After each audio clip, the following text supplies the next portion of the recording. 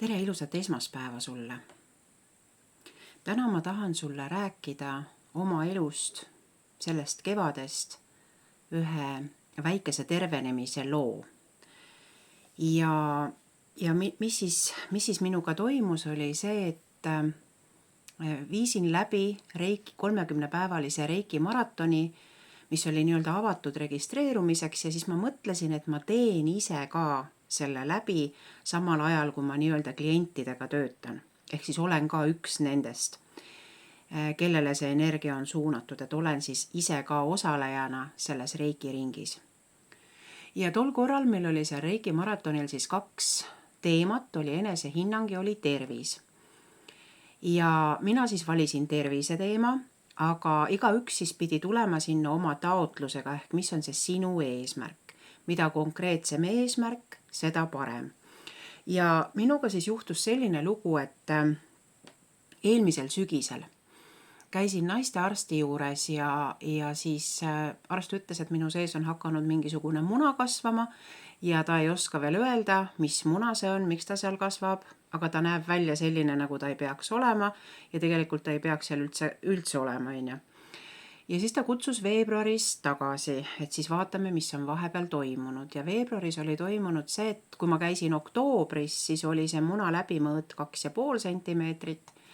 Ja kui ma läksin veebruaris, oli selle muna läbimõõt 5,5 sentimeetrit, et ta oli juba üle 2 korra nagu kasvanud. Ja ikka ta veebruaris ka veel ei osanud öelda, mis muna see on, ja kutsus mind tagasi maikuuks. Ja siis see Reiki maraton algaski meil siis veebruari lõpus ja kestis siis märtsi lõpuni välja. Ja sellest siis ka minu see inspiratsioon, et ma siis tegelen sellega, et ma tervendan siis oma siseelundeid, eks ju, ja just konkreetselt siis keskendun selle muna piirkonnale ja mitte ainult ei mõtle, et seal on see muna, vaid püüan siis aru saada nendest seostest, et tavaliselt sümptomid tekivad mingisuguste asjade tagajärjel, pingete tagajärjel, emotsioonide tagajärjel ja see, kui su elus ühe korra mingi asi on juhtunud, sellest ei juhtu midagi, on ju. See peab olema pidev või mingisugune püsiv seisund või püsiv nähtus, on ju. Järelikult minu elus on mingi asi olnud püsiv, mis on minu kehas selle sümptomi esile kutsunud. Ja ma võtsin need 30 päeva endale, et saada aru sellest, mis siis minu kehaga on toimunud, miks on toimunud, millised emotsioonid seal taga on, millised häirivad või survestavad mõtted seal taga on, kas need on minu enda mingisugused mõtted või hinnangud või on need teiste inimeste poolt mulle peale pandud. Ühesõnaga, et ma võtsin selle aja, et sellest kõigest nagu aru saada selle 30 päeva jooksul, et see oli väga-väga sügav töö tegelikult. Ja ma tegin märkmeid endale, et kui ma oleks need 30 päeva olnud seal lihtsalt, et iga päev tund aega reikit, on ju, ja lihtsalt oleks nautinud seal mõnulenud, ilma et ma oleks endasse süvenenud, siis ilmselt seda muutust sellisel kujul ei oleks tekkinud. Aga vaatamata sellele, et ma seal Reiki energialaines nii-öelda olin ja lasin sellel endal nii-öelda pea juukse juurtest kuni varbaotsteni läbi käia, ma meeletult, see ei olnud nagu selline punnitamine, vaid ma täiesti teadlikult hoidsin oma tähelepanu kohal, et mis selle seansi ajal ka nii-öelda minu enda kehas toimub, minu enda meeles, minu enda emotsioonides ja minu enda füüsilisel tasandil. Ja kui ma läksin maikuus, see rännak lõppes meil ära siis märtsi lõpus, maikuus läksin arsti juurde tagasi, arst ütles, et oi, teie muna on kadunud. Et siis minu selline kogemus, kuidas saada lahti ühest ligi 6 sentimeetrise läbimõõduga munast enda kehas, kui tugineda või toetuda siis 30 päeva järjest Reiki energiale, Reiki teraapiale ja seal juures olla hästi keha ja meele ja emotsiooni teadlik iseendast. Et selline oli minu selline kogemus. Ja sellega seoses on mul nüüd sulle ka üks pakkumine, et kui sinul on mingisugune teema või eesmärk, millega sa tahaksid 30 päeva tegeleda, siis ma kutsun sind alates 17. augustist kuni 18. septembrini sügava sellisele 30 päevale selle Reiki rännakule, mis siis kannab pealkirja sügav avanemine elu võimalustele. Ja see reiki rännak sobib sulle, kui sa tegelikult tahad liikuda mingisugusele uuele tasandile iseenda sees või enda välises elus. Ja me kõik oleme harjunud sellega, et me eesmärgistame, me teeme igasuguseid asju, on ju, võtame sihid, teeme sihikindlalt tööd, see kõik on õige, seda tuleb ka teha, aga me väsime sellest. Ja see on selline natukene selline jõuline või selline, eriti kui sa oled naine, siis sa võib-olla tunned, et see on kuidagi nagu peale surutud, et sa pead nagu oma tegevusega ja olemusega nagu tõestama midagi, et tegelikult ei pea. Ehk siis, ja kui me oleme rääkinud midagi manifesteerimisest või materialiseerimisest, siis tihtilugu seal käib ka see, et tuleb asju teha teatud kindlal viisil, mis ei ole vale iseenesest. Aga jällegi, siin on see, et naiselik energia ei ole nii väga tegemise keskne, vaid olemise keskne. Ja see reiki rännak loomulikult sobib ka meestele, aga selle rännaku eripära on siis see, et me nagu avame ennast rohkem vastuvõtmisele, mitte nii väga ära tegemisele ja andmisele. Anda on ka vaja, andmisest ei tohi loobuda. Aga sinna kõrvale me siis toome selle vastuvõtlikkuse, et me avame enda oma energia vastuvõtlikkust siis elu poolt pakutavatele võimalustele või elujõe voolule, ütleme siis niimoodi, eks ole. Et kui sa tahad nagu elujõe vooluga kergemini ja vastupanuta hakata kaasa liikuma, et siis see rännak võiks sulle sobida. Aga kes olen mina? Mina olen Kaidili Välb ja oma ametilt ma olen psühholoog, psühhoterapeut ja ma olen 19 aastat olnud siis ka reiki praktik ja igapäevaselt või mingitel perioodidel siis vähem või rohkem olen siis praktiseerinud reikit. Ja sellest eelmisest reiki maratonist ma siin juba rääkisin, aga siis mis ma nagu veel tahan sulle öelda, et kuidas mina üldse reikini jõudsin. Et tavaliselt on siis inimesed kahesugused, et nad kas teavad, mis asi on reiki või nad seda ei tea. Ma pärast panen siia video alla ka lingi selle kohta, et juhul, kui sina oled üks nendest, kes ei tea, mis on reiki, siis sa saad siit natukene lisainformatsiooni ammutada. Aga põhimõtteliselt siis reiki on energia vahendamine, universaalse, puhta energia vahendamine siis kas teisele inimesele, mingisugusele olukorrale, mingisugusele emotsioonile, sisetundele, mis meil siis vaja on, eks ole, mõttele, eesmärgile, et siin on hästi palju variante, millele saab seda reiki energiat vahendada. Aga kui ma olin laps, siis ma sain aru sellest, et minu kätes on mingisugune vägi. Et mida see tähendab? Et ma sain aru sellest, et kui ma lohutasin teisi lapsi ja näiteks katsusin neid, panin käed peale, siis nad rahunesid kiiresti. Või kui nad lõid ära oma põlve või varba või jala ja ma hoidsin selle koha peal kätt, et siis see valu läks nagu kiiremini ära. Aga keegi ju tähelepanu sellele ei pööra ja eks puudutus niisama ju ka on tervendava toimega, et tol hetkel nagu sellele mingisugust tähelepanu ei pööranud. Mingisugust erilist tähelepanu. Ja oleme ausad, et kui endale võib-olla isegi oleks meeldinud arvata, et sa sul oskad nüüd midagi teha või sul on mingisugune vägi või võim, siis minu iseloomu ja minu sellise lastetoa juures, et mul ei olnud endasse sellist usku, et mina üldse nagu midagi teha võin või oskan.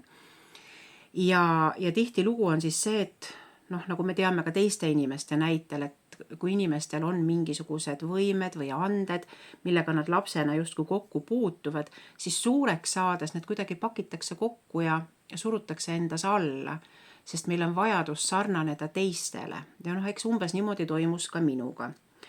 Ja siis, kui ma juba täisealine olin, et sellest on nüüd tänaseks juba ka üle 25 aasta tagasi, siis juhtus lihtsalt olude sunnil või saatuse tahtel, nii et üks inimene kurtis peavalu ja ma lihtsalt kuidagi hakkasin ta pead masseerima ja hoidsin, ma mudisin ka ja trummeldasin ta pead, aga ma hoidsin oma käsi ta peas erinevates kohtades päris tükk aega ja ta ütles, et kuule, et tal nagu see valu kadus ära. Nii, tore, kui ära kadus. Ma ei teinud sellest veel mingeid järeldusi. Ja läks jälle mõni aeg mööda, teine inimene samamoodi, tal pea valutab aga noh, see esimene inimene oli juba rääkinud, eks ju. Noh, hoidsin jälle käsi peal, natukene mudisin, peavalu läks ära. Ja jällegi, noh, esitasin endale selle küsimuse, et no, et ei tea, kas, see küsimus oli eneseirooniline, noh, et ei tea, kas nüüd mu kätes on mingisugune võime või ravimisvõime, hakkan kätega ravima, et ma ise nagu ka natukene ironiseerisin seda, eks ju. Sest mul see lapsepõlv oli juba nagu täiesti nii ära pakitud, et ma isegi ei mõelnud selle peale. Ja, aga see ka toimis ja inimene ütles ka, et tal kadus nagu see valu ära ja tagasi ka nagu kohe ei tulnud ja sinna ta jäi. Ja siis mingil hetkel jõudis minuni siis info reiki kohta ja selle kohta, et on võimalik reikit õppida ja praktiseerida. Ja siis ma tegin need kursused läbi ja minu siis esimene reiki õpetaja, kelle käe all ma õppisin, on siis Riina-Gretel Leppoja. Aga ütleme siis juba, kui ma olin reiki praktiseerija ja olin juba nii-öelda natukene vilunum selles, siis minu selline kõige suurem, siiani siis võib-olla selline kõige suurem või ütleme, kliendi jaoks nii-öelda elu muutvam reiki kogemus oli see, kui inimene pöördus hambavaluga. Ja miks ta pöördus, et miks ta hambaarsti juurde ei läinud, et oli neljapäeva õhtu. Ja reede oli mingisugune riigipüha, sellest on ka juba 10 või 11 aastat tagasi. Reede oli mingi riigipüha, ma ei mäleta praegu, kas see oli vabariigi aastapäev või võis see mingi muu asi olla. Ja siis tuli sinna laupäev, pühapäev otsa, et 3 vaba päeva. Ja oli juba neljapäeva õhtuni, et kõik kohad olid kinni. Temal paistetas hammas üles, hakkas valutama, on ju. Ja noh, ilmselt suuremates linnades oli tol ajal ka juba see ööpäevaringne valu vastuvõtt ja asjad olemas. Aga väikestes kohtades ju ei ole ja tol ajal oli see inimeste teadlikkus ka ilmselt natukene madalam, et ei teatudki seda, et kuhu minna või mida üldse teha. Ja tema siis arvas, et tehku mina talle reikit, et noh, mõjub või ei mõju, et kaotada ju ka nagu nii pole. Ja ta tuli siis minu vastuvõtule ja esimese reiki seansi tegime siis nii-öelda käed peal kontaktreikit. Ja teadupoolest on niimoodi, et ütleme, kui mingisuguse tervise või mingi, mis iganes eesmärgi või ülesande või olukorra lahendamiseks on vaja teha, siis on ka soovituslik, et tehke 4 järjestikust seanssi, eks ole. Ja tegime siis seal 1 kontaktseansi ära ja ütles, et natukene nagu enesetunne oli parem, et muidugi paistetus ja kõik asjad jäid. Ja tegime siis veel sinna 3 kaugseanssi veel 3 järgmisel päeval nagu sinna otsa. Ja siis inimene andis tagasisidet, ütles jah, et põletik on taandunud, paistetus on alanenud, valu on vähenenud, et natukene veel tuikab, aga annab juba elada. Ja tal oli see siin pool, kui ma mäletan, vasakul pool äkki mingi ülemine hammas, kui ma õigesti mäletan. Ja siis me tegime veel sinna 2 päeva veel seda kaugreikit otsa, et ta kokku sai siis 6 seanssi.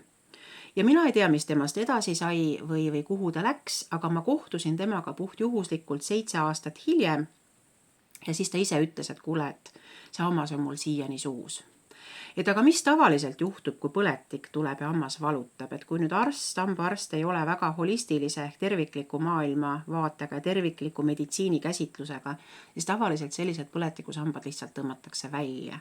Et mida see reiki siis tegi, see pikendas inimese hamba eluiga vähemalt 7 aastat. Noh, nüüd on jälle mõned aastad mööda läinud, ma ei tea, mis temast on saanud, on ju, aga no vähemalt 7 aastat oli see hammas tal veel suus. Et ka see on nagu selles mõttes töövõit. Siis, mis siis veel? Et reiki on nagu, kui sa ei tea nüüd reikist väga palju, siis nagu ma ütlesin, et reikit sobib siis nii-öelda keha tervendamiseks, füüsiliste sümptomite leevendamiseks kasutada, kui ka siis emotsionaalse seisundi stabiliseerimiseks, tunnete leevendamiseks, närvisüsteemi rahustamiseks, mingisuguste eesmärkide või suhete või mingite olukordade lahendamiseks, et situatsioonipõhisele asjale saab ka siis nagu reikit suunata, on ju. Seal ei saa siis käed peale teha, et seda saab siis kaugreiki vahendusel teha. Et neid variante nagu on, et noh, jah, et ilmselt saab ka käed peal läbi selle inimese, eks ole, ja tema suhetesse või tema olukordadesse, kus tal siis need küsimused on tekkinud, on ju. Ja siis, et mina isiklikult siis teengi neid reiki seansse nagu 2 viisil, et üks on siis see, et ma kohtun kliendiga, panen käed peale, ta ütleb oma eesmärgi, siis ma skaneerin või toetan oma kätega nii-öelda, vahendan seda reiki energiat kõikidesse tema keha piirkondadesse, keha esiküljel ja keha tagaküljel, on ju. Ja siis see taotlus või see eesmärk, millega tuli, et see on siis see, mille abil me seda energiat tema kehasse või kehast läbi vahendame. Teine variant on see, et klient saadab oma eesmärgi ja siis kaugteel ma tegelen siis nii selle kliendiga kui tema eesmärgiga, eks ole. Ja kuna reiki on intellektuaalne või tark energia, ta tegelikult läheb alati sinna, kuhu on vaja minna. Ja kuhu reiki veel väga hästi sobib, näiteks krooniliste haiguste või vähihaiguste või mis iganes muude krooniliste haiguste rehabiliteerimiseks või toetamiseks, selle tervenemise toetamiseks, protsessi toetamiseks, et olen ka vähihaigetega nii-öelda töötanud peale keemiaravi läbimist näiteks, et see taastumise protsess siis oleks nagu valutum ja sujuvam, ütleme siis niimoodi. Ja kui sa nüüd ei tea, mis asi see reiki on, ma lubasin, et ma panen selle lingi sinna video alla. Aga mõtle nüüd selle peale, et kui sul oleks mingisugune võimalus oma elu muuta või vähemalt kuhugi suunas nii-öelda teadlikumalt suunata, et see on ju suurepärane võimalus sellega alustada. Siis mida veel nagu reiki teeb, et ma tean, et ühiskonnas on mitmesuguseid moevoolusid ja mõned inimesed pooldavad, mõned on vastu, on ju. Et alati võib nagu diskuteerida sellel teemal, aga kindlasti mida reiki teeb on see, et ta avab inimest sisemisele arengule, vaimsele arengule. Ta avab inimest nii-öelda, kuidas seda nagu seletada, et ta avab inimese sellist vaimset potentsiaali, et luua siis kergemini seoseid, et ära tunda, mis on sulle, mis ei ole.